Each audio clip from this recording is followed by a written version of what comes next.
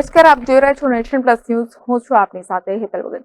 Gir સોમનાથના Somnath railway station નજીક demolition હાથ ધરાયું છે. પોલીસના ચુસ્ત બંદોબસ્ત વચ્ચે 5 જેસીબી ફરી વળ્યા છે.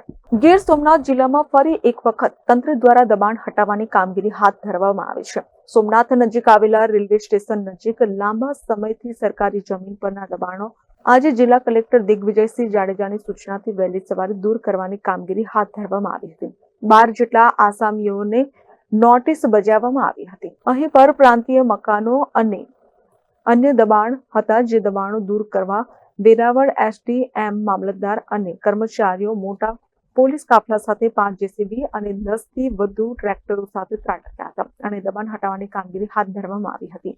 જાણો છો કે આ સોમનાથ છે એ પ્રથમ જ્યોતિર્લિંગ છે મહાદેવનું, અને દર વર્ષે લાખોની સંખ્યામાં યાત્રાળુ આવતા હોય છે. તો યાત્રાળુઓની સગવડતા સચવાય એટલા માટે એક સારું રેલવે સ્ટેશન અને સારું એસટીનું બસ પોર્ટ હોવું ખૂબ જ જરૂરી છે. માનનીય વડાપ્રધાનશ્રી, માનનીય મુખ્યમંત્રીશ્રીની એવી એક મહેચ્છા હોય છે કે ભાઈ દરેક જગ્યાએ ખૂબ સારું એક યાત્રીઓને સગવડ મળે એવું બસ સ્ટેશન અને રેલવે સ્ટેશન વિકસાવવું. આપણે ત્યાં પ્રભાસ પાટણમાં રેલવે સ્ટેશનની બાજુમાં જે સરકારી જગ્યા છે ત્યાં બસ પોર્ટ બનાવવાનું એસટી વિભાગ એક વિચારી રહ્યું છે અને એનું પ્લાનિંગ પણ થઈ ગયું છે. તો એક મોડલ બસ સ્ટોપ ઊભું થાય એટલા માટે જગ્યાની ફાળવણી કરવાની છે. એની જે રિક્વાયરમેન્ટ જગ્યા છે એનું આજે માપણીની કાર્યવાહી ચાલુ છે અને સાથોસાથ જે નડતરરૂપ જે દબાણો હોય એ પણ દૂર કરવાની કાર્યવાહી ચાલુ છે. સાંજ સુધીમાં આ કાર્યવાહી પૂરી કરી અને જેટલી માગણી છે જે મોડલ બસ સ્ટેશન બનાવવાની એ જગ્યા છે એનો કબજો સોંપવાની કાર્યવાહી છે એ ચાલુ કરી દેવામાં આવશે. આ વિસ્તારો સરકારી જમીન હતી, તો કેટલા વર્ષથી દબાણો હતા, કયા પ્રકારના દબાણો?